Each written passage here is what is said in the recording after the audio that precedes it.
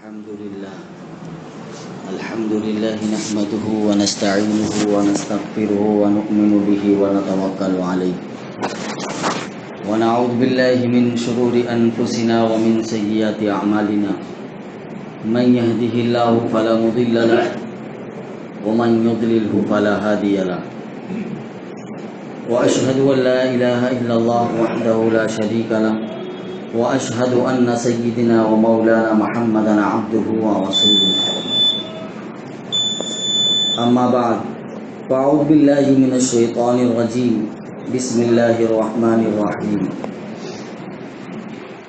يا أيها الذين آمنوا كتب عليكم الصيام كما كتب على الذين من قبلكم لعلكم تتقون أياما معدودات فمن كان منكم مريضا أو على سفر فعدة من أيام أخر وعلى الذين يطيقونه فدية طعام مسكين فمن تطوع خيرا فهو خير له وأن تصوموا خير لكم إن كنتم تعلمون شهر رمضان الذي أنزل فيه القرآن هدى للناس وبينات من الهدى والفرقان فمن شهد منكم الشهر فليصم ومن كان مريضا أو على سفر فعدة من أيام أخر يريد الله بكم اليسر ولا يريد بكم العسر ولتكملوا العدة ولتكبروا الله على ما هداكم صدق الله مولانا العظيم وصدق رسوله النبي الكريم ونحن على ذلك لمن الشاهدين والشاكرين والحمد لله رب العالمين محترم بزرگوں اور عزیز ساتھیوں، گزشتہ جمعہ استقبال رمضان سے متعلق کچھ باتیں عرض کی گئی تھی۔ اللہ کا شکر ہے کہ اللہ رب العزت نے ہمیں رمضان المبارک کا مہینہ عطا کیا ہے۔ اس پر اللہ رب العزت کا جتنا شکر ادا کریں وہ کم ہی ہے، اور آگے بھی مزید دعا کریں کہ اللہ رب العزت رمضان کے پورے مہینوں کی برکتوں سے ہمیں مستفیض فرمائے اور اپنی خصوصی رحمت اور خصوصی برکت ہم سب کو عنایت فرمائے۔ جو آیت کریمہ میں نے آپ کے سامنے تلاوت کی ہے، یہ رمضان المبارک یعنی روزے کی فرضیت کے سلسلے میں بنیادی حیثیت رکھتی ہے۔ اللہ رب العزت فرماتے ہیں یا ایھا الذین آمنوا کتب علیکم الصیام، کہ ایمان والو تم پر روزے فرض کیے گئے، کما کتب علی الذین من قبلکم، جس طریقے سے تم سے پہلے لوگوں پر فرض کیے گئے تھے۔ یعنی یہ روزے کی فرضیت صرف تمہارے لیے نہیں بلکہ تم سے پہلے جتنے بھی مذاہب دنیا میں گزر چکے ہیں یا جتنی بھی قومیں دنیا میں گزر چکی ہیں ان پر بھی روزے کو اللہ رب العزت نے فرض کیا تھا۔ دیکھیے یہاں اس آیت سے دشمنان اسلام اور معاندین اسلام جو آپ صلی اللہ علیہ وسلم پر اور قرآن پر جو اعتراض کرتے ہیں، اس آیت سے اس کا جواب بھی مل رہا ہے۔ کیا اعتراض کیا جاتا ہے کہ آپ صلی اللہ علیہ وسلم نے قرآن کریم کو یا دین اسلام کو خود ہی اپنی طرف سے بنا لیا ہے۔ یہ قرآن کریم جو نبی پڑھ کر سناتے ہیں، یہ نبی اپنی جانب سے اور اپنی طرف سے اس قرآن کو بنا کر پیش کر رہے ہیں۔ اس آیت کریمہ میں اس کا جواب ہے کہ جو نبی جس کو اللہ رب العزت نے امی بنایا ہے، امی مطلب پڑھا لکھا نہیں، یعنی آپ صلی اللہ علیہ وسلم پڑھے لکھے نہیں تھے، بالکل امی تھے، نہ تو پڑھنا جانتے تھے اور نہ لکھنا جانتے تھے۔ اور آپ صلی اللہ علیہ وسلم نے جب کبھی پڑھا ہی نہیں، یعنی آپ صلی اللہ علیہ وسلم کا دنیا میں کوئی استاد ہی نہیں ہے۔ جب آپ صلی اللہ علیہ وسلم کسی سے پڑھے نہیں تو آپ نے انجیل کے اوراق کو تو پلٹ کر نہیں دیکھا ہوگا، اور آپ نے توریت کو کھول کر نہیں پڑھا ہوگا، اور آپ نے زبور کے حمدیہ نغمے کی تلاوت نہیں کی ہوگی۔ کیونکہ آپ صلی اللہ علیہ وسلم تو پڑھے لکھے ہیں ہی نہیں۔ جب آپ صلی اللہ علیہ وسلم پڑھے لکھے نہیں ہیں اور پڑھے لکھے نہ ہونے کے باوجود آپ صلی اللہ علیہ وسلم اپنی زبان سے یہ کہہ رہے ہیں یا ایھا الذین آمنو کی تلاوت کر رہے ہیں، یا ایھا الذین آمنو کتب علیکم الصیام کما کتب علی الذین من قبلکم، کہ یہ روزے جو تم پر فرض کیے گئے ہیں یہ تم سے پہلی امتوں پر بھی فرض کیے گئے تھے۔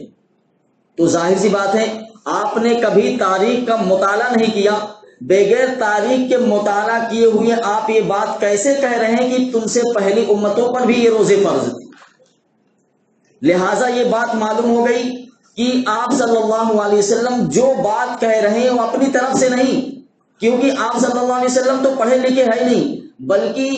آپ صلی اللہ علیہ وسلم کو اس بات کی کسی نے خبر دی ہے، اور جس نے خبر دی ہے وہی مالک الملک ہے، وہی کائنات کا مالک ہے، وہی خالق اور مالک ہے۔ اس خالق و مالک نے اللہ کے رسول صلی اللہ علیہ وسلم کو بتایا، اور اس کے بعد اللہ کے رسول نے وہ بات ہم تک پہنچائی۔ تو اس سے پتہ چلا کہ آپ صلی اللہ علیہ وسلم امی ہونے کے باوجود اگر یہ دعویٰ کر رہے ہیں تو واقعتاً آپ صلی اللہ علیہ وسلم کا دعویٰ بالکل سچ ہے کہ یہ کتاب آسمانی کتاب ہے، یہ کسی انسان کی بنائی ہوئی نہیں ہے، بلکہ اس میں جو بھی باتیں ہیں وہ اللہ رب العزت کی طرف سے آئی ہیں۔ تو ایک بات اس سے جواب ہو گیا ان دشمنان اسلام کا جو یہ کہتے ہیں کہ آپ صلی اللہ علیہ وسلم نے قرآن کو اپنی طرف سے گڑھ لیا ہے۔ اور دوسری بات یہ کہ اللہ رب العزت نے یہ کہا کہ تم سے پہلے لوگوں پر بھی روزے فرض تھے۔ دیکھیے اللہ رب العزت نے جتنے بھی مذاہب دنیا میں ان مذاہب کے پیغمبروں کو بھیجا، اور جتنے بھی مذاہب دنیا میں وجود میں آئے، وہ ابتدا میں تو روزے کی ان کی کیا کیفیت تھی وہ اللہ کو معلوم ہے، لیکن ہم تاریخ کے مطالعے سے اور تاریخ کے حوالے سے جو باتیں جانتے ہیں وہ اس بات کو ثابت کر رہی ہے کہ واقعتاً آپ صلی اللہ علیہ وسلم کے ذریعے سے اللہ رب العزت نے جو خبر دی ہے کہ پہلی امتوں پر بھی روزے فرض تھے، ان تاریخ کے مطالعے سے ہم یہ بات کہہ سکتے ہیں کہ اللہ رب العزت نے جو خبر دی ہے پچھلی امتوں کے بارے میں روزے کی فرضیت کے بارے میں وہ بالکل برحق ہے۔ دیکھیے آپ کسی بھی تاریخ کا مطالعہ کر لیجئے، آپ کے مذہب، آپ کے اس ہندوستان میں جو ہندو مذہب ہے یہ اپنے آپ کو بہت پرانا مذہب کہتا ہے کہ بہت پرانا مذہب ہے، آپ اس میں بھی دیکھ لیجئے کہ روزہ کسی نہ کسی درجے میں ان کے یہاں بھی ہے جس کو برت کہتے ہیں وہ لوگ۔ اب وہ روزے کی کیفیت کیا ہے وہ اس سے بحث نہیں ہے، لیکن روزہ ہے، یعنی لفظ روزہ یہ ان کے یہاں بھی یعنی اس کو وہ کہتے ہیں کہ ہم برت رکھے ہوئے، ہم کھانا پینا نہیں، یعنی ایسی چیز بھی وہ نہیں کھاتے جس میں یعنی نمک کے علاوہ جو ہے ساری چیزیں کھاتے ہیں، نمک کا استعمال نہیں کر سکتے ہیں۔ اور بہت ساری دنیا میں یعنی اسی ہندو مذہب میں کچھ برہمن طبقے کے لوگ ہیں جن کے یہاں جو ہے جو ہندی مہینے ہیں، ساون، بھادو، کنوار، کارتک جو ہے یہ ہندی مہینے میں، کارتک کے مہینے میں جو برہمن جو ہے ان کے یہاں جو ہے جو برہمن ہوگا وہ ہر پیر کے دن، یعنی کارتک کا جب مہینہ شروع ہوگا تو اس کارتک کے مہینے میں جتنے پیر کے دن آئیں گے، جتنے پیر آئیں گے ان سب پیر کو جو ہے یعنی دوشنبہ کے دن وہ روزہ رکھے گا۔ اب اس کی کیفیت الگ الگ ہوتی ہے، اس سے بحث نہیں ہے، لیکن روزہ ان کے یہاں ہے۔ اسی طریقے سے سب سے پرانا مذہب یہودی وہ کہتے ہیں کہ ہم تو بہت اللہ کے چہیتے بندے ہیں، اللہ کے برگزیدہ بندے ہیں، لیکن ان کے یہاں بھی اگر دیکھ لیں تو 40 دن کا روزہ ان کے یہاں بھی فرض تھا، یعنی 40 دن کا روزہ وہ لوگ بھی رکھتے تھے۔ حضرت موسیٰ علیہ السلام کو توریت ملنے سے پہلے اللہ رب العزت نے 40 دن کا روزہ ان سے رکھوایا، اس لیے وہ یہودیوں کے یہاں وہ 40 دن کا روزہ ہو گیا، اور لکھا کہ 40ویں دن کا روزہ ان کے یہاں فرض ہوتا ہے، لیکن 40 دن وہ روزہ رکھتے ہیں۔ اور یہودیوں کے یہاں ایک خاص بات ہے یہ نوٹ کرنے کی ہے کہ یہودیوں کے یہاں جو ہے خوشی کے موقع پر بھی روزہ رکھا جاتا ہے اور غمی کے موقع پر بھی روزہ رکھا جاتا ہے. یعنی اگر آپ ان کی تاریخ کو دیکھیں گے تو یہ بات ملے گی کہ خوشی کے موقع پر بھی انہوں نے روزہ رکھا اور غم کے موقع پر بھی روزہ رکھا. حضرت اللہ کے رسول صلی اللہ علیہ وسلم جب مدینہ تشریف لے گئے تو یہودیوں کو دیکھا کہ وہ 10 محرم کو روزہ رکھتے ہیں. آپ صلی اللہ علیہ وسلم نے ان سے پوچھا کہ آپ کیوں کس خوشی میں روزہ رکھتے ہو؟ تو انہوں نے کہا کہ 10 محرم کے دن ہم اس لیے روزہ رکھتے ہیں کہ اللہ رب العزت نے موسیٰ علیہ السلام کو فرعون کے ظلم و ستم سے آج ہی کے دن نجات دی تھی، اس لیے اس خوشی میں ہم لوگ روزہ رکھتے ہیں. اور ان کے یہاں غم کا بھی روزہ ہوتا ہے، اور غم کے روزے میں ان کے یہاں شرط یہ ہے کہ پورا دن وہ بالکل شکل ایسی بنائے رہے گا کہ بالکل غم میں مبتلا ہے وہ، یعنی ذرا سی دیر کے لیے بھی وہ مسکرا نہیں سکتا ہے. یعنی ان کے چہرے کی بناوٹ ایسی ہوگی پورا دن، چاہے بھلے سے کوئی ہنسی کی بات پیش آئے لیکن وہ ہنس نہیں سکتا ہے. تو ان کے یہاں یہ ہے کہ وہ غم کا روزہ رکھتے ہیں اور غم کے روزے میں چہرے کی بناوٹ ایسی کر لیتے ہیں کہ گویا وہ پورا ان کے اوپر غم ہی سوار ہے. اگر کوئی ہنسی کی بات بھی پیش آئے اور کوئی تفریحی جملہ کوئی اس پر کہہ دیا جائے تب بھی وہ لوگ مسکراتے نہیں ہیں. اور حضرت عیسیٰ علیہ السلام کے مذہب میں جو عیسائی ہیں ان کے یہاں بھی 40 دن کے روزے اللہ رب العزت نے رکھے تھے. اسی طریقے سے دنیا کے جتنے بھی مذاہب، آسمانی مذاہب ہیں، اللہ رب العزت نے کسی نہ کسی درجے میں روزے کو فرض کیا تھا. اب روزے کی کیفیت کیا تھی؟ جس طریقے سے ہمارے ہاں روزے کی کیفیت ہے کہ صبح صادق سے لے کر غروب آفتاب تک ہم نہ تو کھاتے ہیں نہ پیتے ہیں اور نہ بیوی کے پاس جاتے ہیں، یہ ہماری کیفیت ہے روزے کی. اور دوسرے آسمانی مذاہب میں جو کیفیت روزے کی تھی وہ الگ الگ تھی. ان کی روزے کی کیفیت ہمارے روزے کی طرح نہیں تھی، بلکہ جو جین مذہب ہے آپ کے اس ہندوستان میں، ان کے یہاں تو ہے کہ وہ 40 دن کا ایک روزہ ہوتا ہے ان کے یہاں. بتائیے 40 دن اگر کوئی روزہ رکھے گا تو ایک روزہ مانا جائے گا. ہر ایک کی کیفیت روزے کی الگ الگ ہے. اسی طریقے سے کھانے پینے کی بھی کیفیت الگ الگ ہے. تو یہ بتانا یہ ہے کہ روزے کی تعریف کیا ہے؟ لعلکم تتقون، یعنی اللہ رب العزت نے جو اس آیت میں کہا کہ تم سے پہلی امتوں پر روزے فرض کیے گئے، جس طریقے سے تم پر روزے فرض کیے گئے، تو اللہ رب العزت یہ کہہ کر یہ بتانا چاہتے ہیں کہ یہ کوئی نئی چیز نہیں ہے. دیکھیے جب انسان کے سامنے کوئی نئی بات پیش کی جاتی ہے تو اس کو قبول کرنے سے تھوڑا اس کے دل پر بوجھ ہوتا ہے کہ یار اتنا بڑا بوجھ میرے اوپر آ گیا. لیکن اگر اسی بات کو اس انداز سے کہہ دیا جائے کہ دیکھیے یہ چیز تمہارے اوپر لازم کی جا رہی ہے اور یہ کوئی اتنی بڑی چیز نہیں ہے، بلکہ اس سے پہلے بھی جو تمہارے لوگ گزر چکے ہیں وہ اس چیز کو کر چکے ہیں. اور جب ذہن میں یہ بات آئے گی کہ اس سے پہلے بھی لوگ اس کام کو انجام دے چکے ہیں، اس سے پہلے بھی لوگ اس کو کر چکے ہیں، تو پھر وہ نفس پر وہ چیز بوجھ نہیں ہوگی. اس لیے اللہ رب العزت نے یہ کہہ دیا کہ یہ روزے صرف تم پر نہیں فرض کیے گئے. یعنی تم یہ مت سمجھو کہ اللہ رب العزت کو تم سے کوئی غصہ نکالنا ہے، نہیں، بلکہ اللہ رب العزت کو کوئی غصہ نہیں ہے، بلکہ اللہ رب العزت نے جس طریقے سے تم پر روزے فرض کیے ہیں ایسے پچھلی تم سے پہلی امتیں جو گزر چکی ہیں ان پر بھی اللہ رب العزت نے روزے کو فرض کیا تھا. تو یہ روزے کی تعریف ہوئی. اور روزے کی بنیادی فضیلت اور بنیادی خصوصیت کیا ہے؟ یعنی روزے کو اتنی خصوصیت کیوں حاصل ہے، اتنی اہمیت کا کیوں حامل ہے روزہ؟ تو اس کو سمجھنے کے لیے سب سے پہلے بات تو یہ سمجھنی کہ انسان کی زندگی کا سب سے بہترین لمحہ، انسان کی زندگی کا سب سے بہترین لمحہ وہ ہوتا ہے جس لمحے میں انسان کو خوف خدا حاصل ہوتا ہے. وہ اس کی زندگی کا سب سے قیمتی لمحہ سمجھ لیجیے کہ جس لمحے میں اس کو اللہ کا خوف آ جائے وہ اس انسان کی زندگی کا سب سے بہترین لمحہ ہے اور سب سے قیمتی لمحہ ہے وہ. دیکھیے بخاری شریف کی روایت میں اور دوسری حدیثوں میں یہ بات ملتی ہے کہ ایک فاحشہ عورت نے ایک پیاسے کتے کو پانی پلا دیا. اس پانی پلانے کی وجہ سے اللہ رب العزت نے اس بدکار اور فاحشہ عورت کی جو ہے مغفرت کر دی، اس کے گناہوں کو معاف کر دیا.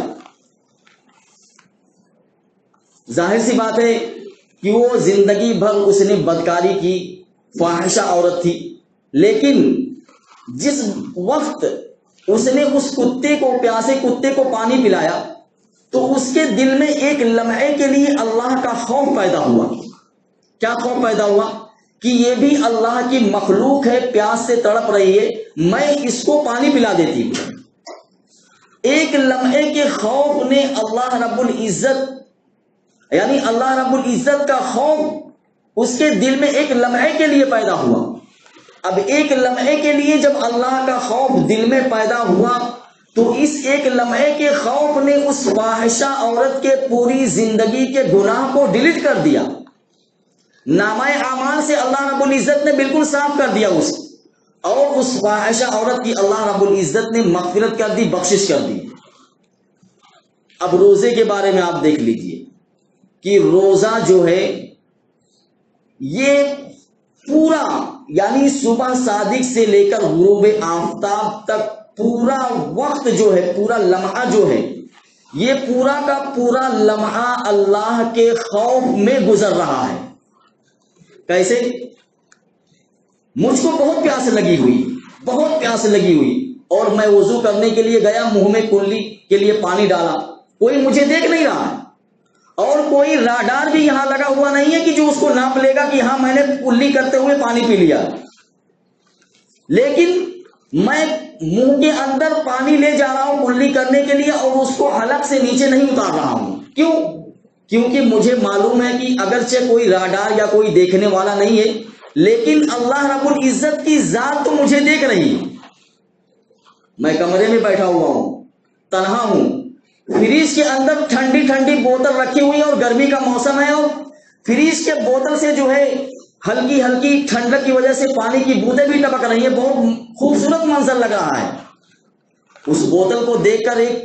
عجیب سی پیاس اور عجیب سی لذت محسوس ہو رہی ہے کہ میں اس کو فریج سے نکالوں اور کوئی دیکھ نہیں رہا اور اپنے حلق کے نیچے اتاروں. لیکن انسان روزے میں نہیں کرتا ہے. کیوں؟ کیونکہ اس کو معلوم ہے کہ تنہائی ہے، اگرچہ فریج کے اندر بوتل موجود ہے اور کوئی دیکھنے والا نہیں ہے، لیکن پھر بھی وہ فریج سے بوتل کو نکال کر اپنے حلق کے اندر نہیں ڈالتا ہے. کیوں؟ کیونکہ اس کو معلوم ہے اگرچہ کوئی دیکھنے والا نہیں ہے، لیکن اللہ رب العزت کا خوف اس کے دل میں موجود ہوتا ہے. اب 12 سے 13 گھنٹہ پورا اللہ رب العزت کے خوف میں انسان گزارتا ہے. جب ایک لمحے کے خوف سے اللہ رب العزت اس فاحشہ کی مغفرت کر دیتے ہیں تو پورا یہ 12 اور 13 گھنٹہ جو اللہ کے خوف میں گزر رہا ہے، اگر انسان اس کو صحیح طریقے سے گزارے تو اللہ رب العزت یقیناً اس کی مغفرت کر دیں گے. سوچئے ذرا کہ یہ پورا کا پورا لمحہ جو ہے ہم خوف خدا کے اندر گزار رہے ہیں، اور اس روزے کے اندر جو ہے ہم بالکل ریاکاری بھی نہیں کر سکتے. روزے کے اندر ریا نہیں ہے. اسی وجہ سے اللہ رب العزت نے کہا کہ میں روزے کا بدلہ دوں گا. الصوم لی وانا اجزی بھی، روزہ میرے لیے ہے اور میں ہی روزے کا بدلہ دوں گا. دیکھیے میں نے پچھلے جمعہ بھی عرض کیا تھا کہ ہر قسم کی عبادتوں کا بدلہ جو ہے فرشتوں کے ذریعے سے اللہ رب العزت ہی دیتے ہیں. ہر عبادت کو جو انسان انجام دیتا ہے اس کا ثواب جو ہے فرشتے نوٹ کرتے ہیں، لکھ لیتے ہیں کہ اس نے فلاں عبادت انجام دی، اس نے فلاں عبادت انجام دی. لیکن روزے کے سلسلے میں فرشتے بھی اپنے قلم کو ہٹا لیتے ہیں اور کہتے ہیں کہ اس کا معاملہ جو ہے، اس کا ثواب اللہ کے حوالے ہے. اب جب اللہ کے حوالے ہو گیا تو ظاہر سی بات ہے آپ کے یہاں کوئی، آپ کسی کو جو ہے مہمانی کے طور پر بلائیں، کوئی آپ کے یہاں مہمان بنے. مثال کے طور پر شادی میں آپ نے 500 کارڈ لوگوں کو تقسیم کر دیے کہ آپ ہمارے یہاں دعوت کھانے آئیے. وہ 500 کے 500 لوگ جو ہے آپ کے یہاں آ گئے.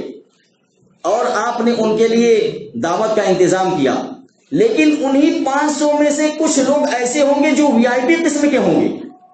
آپ ان کے لیے خود ان کے ٹیبل پر کھڑے ہو کر جو ہے ہر چیز کا انتظام کریں گے اور کہیں گے بھائی فلاں فلاں فلاں چیز ان کو دے دو۔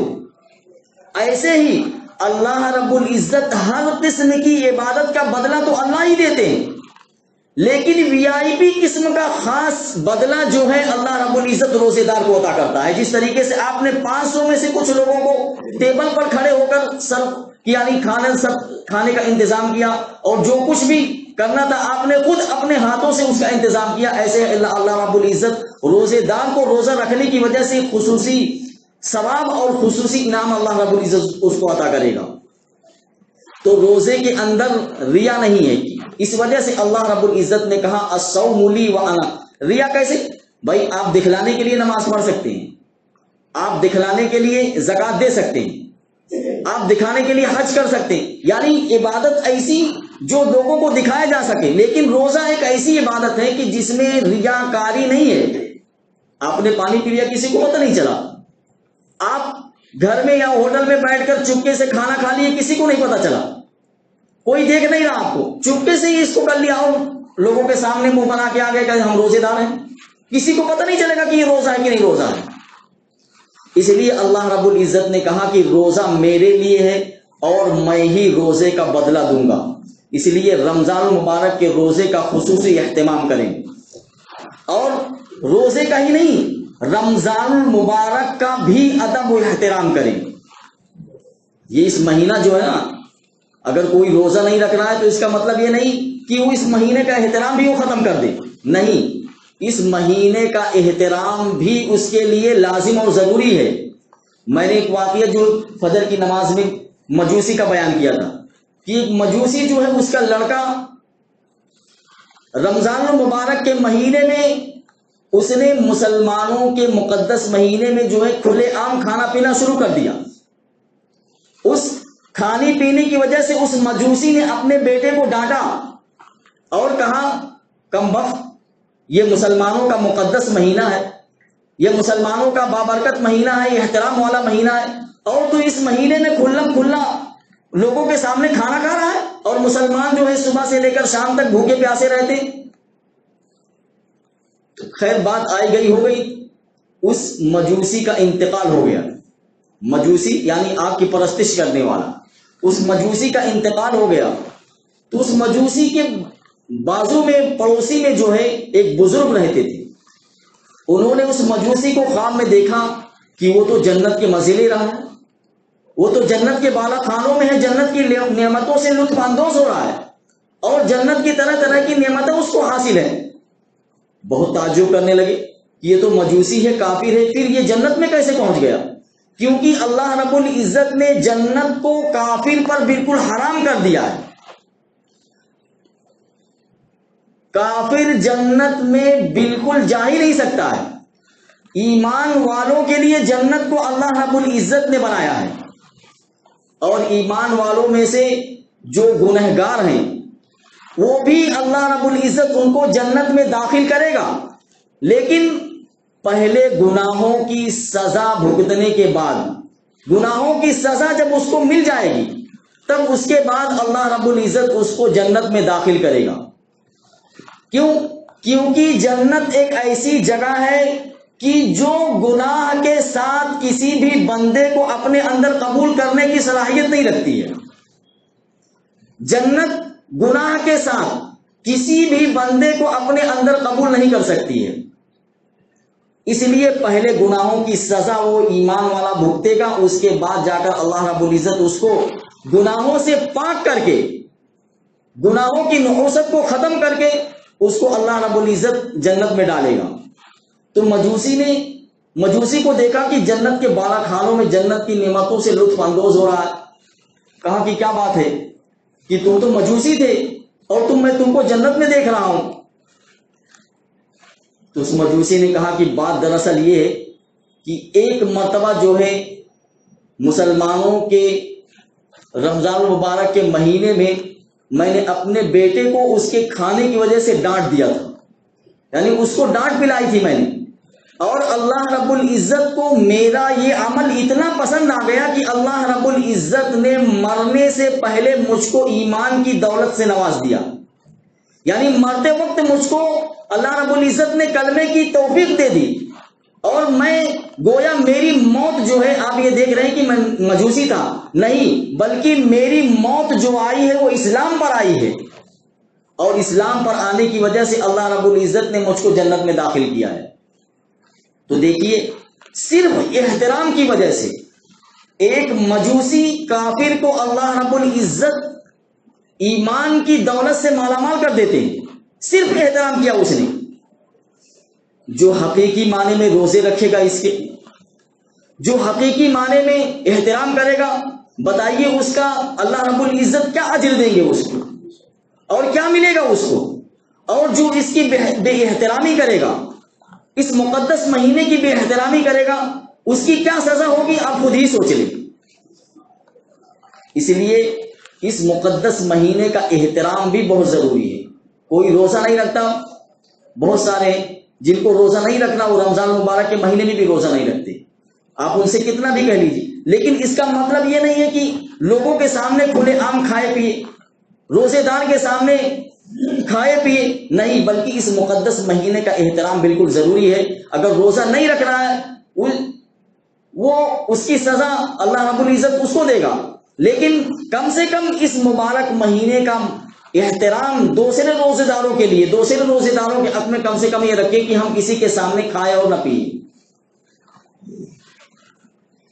دیکھیے، انسان جو ہے اللہ رب العزت نے اس کو دو چیزوں سے بنایا. انسان دو چیزوں سے مرکب ہے، ایک انسان کے اندر جسم ہے اور ایک انسان کے اندر روح ہے. انسان دو چیزوں سے بنا ہوا ہے.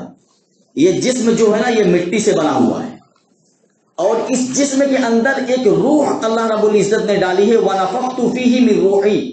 اللہ رب العزت نے کہا جب میں نے آدم کو پیدا کیا تو ان کے جسم میں نے اپنی روح کو پھونکا. اس کا مطلب یہ ہوا کہ روح جو ہے یہ اللہ رب العزت کی طرف سے آئی ہے، اور یہ جسم جو ہے یہ مٹی سے بنا ہوا ہے. اب رمضان المبارک کے مہینے میں آپ کس چیز کا انتظام زیادہ کریں گے، جسم کو تقویت پہنچانے کا یا روح جو جسم کے اندر موجود ہے اس کو تقویت پہنچانے کا؟ آپ خود ہی فیصلہ کریں کہ مجھے جسم کو تقویت پہنچانا ہے یا روح کو تقویت پہنچانا ہے. اگر جسم کو تقویت پہنچانا ہے تو آپ زمین سے جتنی بھی چیزیں پیدا ہوتی ہیں وہ ساری کی ساری چیزوں کو آپ کھائیے. رمضان المبارک میں قیمے کی پکوڑی کھائیے، رمضان المبارک میں کاندھے کی پکوڑی کھائیے، رمضان المبارک میں دال کی پکوڑی کھائیے. یعنی جتنے بھی آئٹم آپ بنا سکتے ہیں آپ اس کو بنا کر کھا لیجئے، اور اس کا نتیجہ کیا ہوگا؟ اس کھانے کے نتیجے میں آپ کے جسم کو تقویت ملے گی. بھائی رمضان المبارک کا مہینہ کھانے پینے کا تو نہیں ہے، لیکن اگر کوئی اس کو کھانے پینے کا مہینہ بنا لے کہ بھائی اور مہینوں میں یہ ویرائٹی یہ آئٹم نہیں ملتا ہے، رمضان المبارک میں آئٹم زیادہ ملتا ہے، چلو میں اس کو کھاتا ہوں. اب اگر وہ یہ شخص یہ سوچے کہ مجھ کو کھانا ہی ہے تو وہ اپنے جسم کو تقویت پہنچا رہا ہے. یعنی کھا کر وہ اپنے جسم کو تقویت پہنچانا، روح کو کوئی تقویت نہیں مل رہی. روح کو تقویت تو ملے گی اللہ کے کلام سے، ذکر اللہ سے، اور اللہ کی دوسری عبادتوں سے. دیکھیے،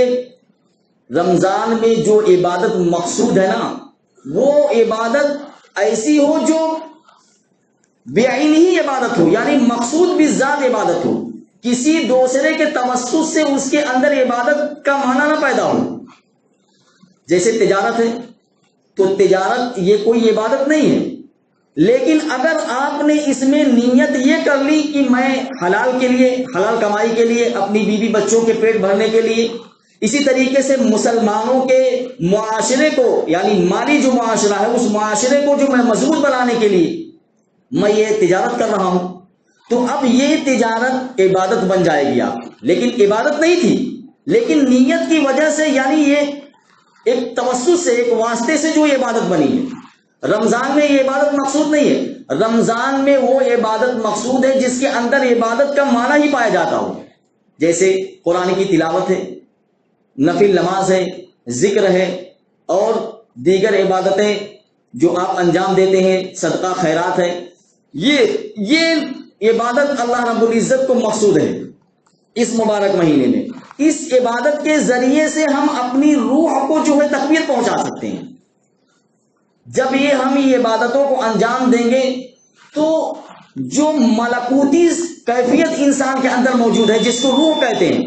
وہ روح کو جب غذا ملے گی اللہ رب العزت کے کلام سے، اللہ رب العزت کے ذکر سے، اسی طریقے سے دوسری نفلی عبادتوں سے، تو یہ جو روح ہے یہ روح مضبوط ہوگی، اور جب یہ روح طاقتور ہو جائے گی اور جسم اس کے مقابلے میں کمزور ہو جائے گا، تو جو چیز طاقتور رہتی ہے وہی جسم کو چلاتی ہے۔ اگر آپ کے جسم میں آپ کا جسم طاقتور ہے اور روح کمزور ہے تو پھر آپ وہ کام کریں گے جو جسم چاہ رہا ہے، لیکن اگر آپ کی روح مضبوط ہو گئی ہے، آپ نے اس کو اتنی تقویت دے دی ہے کہ ملکوتی صفت جو ہے پیدا ہو گئی آپ کے اندر، تو آپ وہ کام کریں گے جو کام فرشتے کرتے ہیں۔ فرشتے کیا کرتے ہیں؟ فرشتے کرتے ہیں لا یعصون اللہ ما امرہم، وہ اللہ کی نافرمانی کبھی نہیں کرتے۔ تو جب ہمارے اندر وہ صفت پیدا ہو جائے گی تو ہم ہر وہ کام کریں گے جس میں اللہ رب العزت ہم کو کرنے کے لیے کہہ رہا ہے، اور ہر وہ کام سے رکیں گے جس میں اللہ رب العزت ہم سے رکنے کے لیے کہہ رہا ہے۔ اس لیے اس مبارک مہینے میں ہم اپنی روح کا انتظام کریں۔ یعنی روح کا انتظام کیسے ہوگا؟ میں نے بتایا کہ آپ نفلی عبادت انجام دیں، اور اسی طریقے سے ذکر کریں، تلاوت کریں، اور دیگر نفلی عبادات جیسے صدقہ ہے، خیرات ہے، یہ سب چیزیں آپ انجام دیں اس میں، اور زیادہ سے زیادہ اپنے اوقات کو جو ہے کلام اللہ کی تلاوت میں گزاریں، یعنی قرآن پاک کی تلاوت میں گزاریں۔ اگر کوئی قرآن کریم پڑھنا نہیں جانتا ہے تو زیادہ سے زیادہ وقت وہ اللہ کے ذکر میں، اپنے ہاتھوں میں تسبیح لے لے، دکان پر بیٹھا ہوا ہے اللہ کا ذکر کر رہا ہے، درود شریف پڑھ رہا ہے، اور استغفار پڑھ رہا ہے، کلمہ طیبہ پڑھ رہا ہے، یعنی ان سب چیزوں میں وہ اپنی زبان کا زیادہ استعمال کرے، اور زیادہ بحث و مباحثے میں اپنی زبان کو بچائے رکھے ہو، کیونکہ رمضان المبارک کا مہینہ ہے۔ اس مبارک مہینے میں اللہ رب العزت کی خصوصی رحمت جو ہے بندوں کی طرف متوجہ ہے۔ اگر ہم بحث و مباحثے میں لگیں گے تو ہمارا، میں نے کہا نا کہ ہمارے عمل میں جو جان تھی، وہ جو کیفیت عمل کی ہمارے اندر بننے والی تھی، وہ بحث و مباحثے سے بالکل وہ کیفیت ختم ہو جاتی ہے۔ اس لیے اس مبارک مہینے میں اپنی روح کا زیادہ سے زیادہ انتظام کریں۔ دیکھیے رمضان المبارک کا مہینہ کھانے پینے کے لیے نہیں ہے، بلکہ یہ مبارک مہینہ اللہ رب العزت نے اسی لیے دیا ہے تاکہ ہم اس کے اندر اللہ کی عبادت کر کے اپنے روح کو مضبوط کر لیں۔ اللہ رب العزت نے کہا کہ لعلکم تتقون، کہ روزے اس لیے فرض کیے گئے ہیں تاکہ تم متقی اور پرہیزگار بن جاؤ۔ اس لیے اس مبارک مہینے میں اللہ رب العزت کی زیادہ سے زیادہ عبادت کو انجام دیں۔ اللہ رب العزت مجھے بھی اور آپ کو رمضان کی قدر کرنے کی توفیق عطا فرمائے، اور اپنی خصوصی رحمت اور خصوصی برکت ہم سب کو عنایت فرمائے، ایک ایک لمحے کی اس کی قدر کرنے کی توفیق عطا فرمائے۔ وآخر دعوانا الحمدللہ رب العالمین۔